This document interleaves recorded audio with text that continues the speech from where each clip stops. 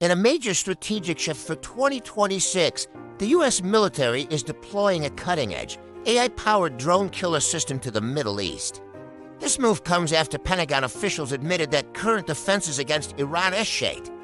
Drones have been disappointing, while high-tech systems like the Patriot and THAAD are world-class at intercepting ballistic missiles.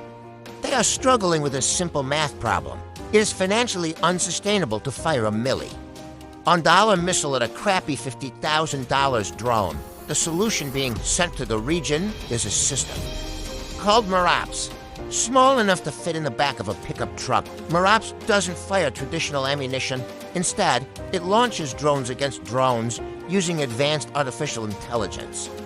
These interceptors can identify, track, and close in on enemy targets even when satellite and electronic communications are being jammed.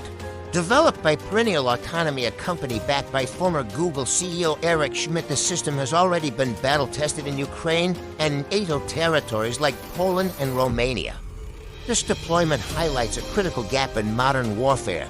Drones are notoriously difficult to spot because they fly at speeds and altitudes that traditional radar often mistakes for birds or small planes.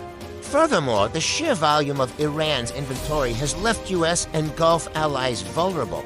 Defense Secretary Pete Hegseth recently conceded that while the U.S. is going on the offense, they cannot yet stop every incoming threat. By using Merops, the U.S. hopes to flip the script, using cheap AI technology to counter cheap Iranian munitions. Interestingly, the U.S. has even sought advice from Ukrainian President Volodymyr Zelenskyy, whose forces have the most experience dealing with the Russian-updated versions of these Shahed drones. As the conflict in the Middle East evolves into a high-stakes game of drone chess, the Merops system represents a shift toward more agile, cost-effective, and AI-driven defense. Stay connected with content analysis as we track how this new era of autonomous warfare reshapes global security in 2026.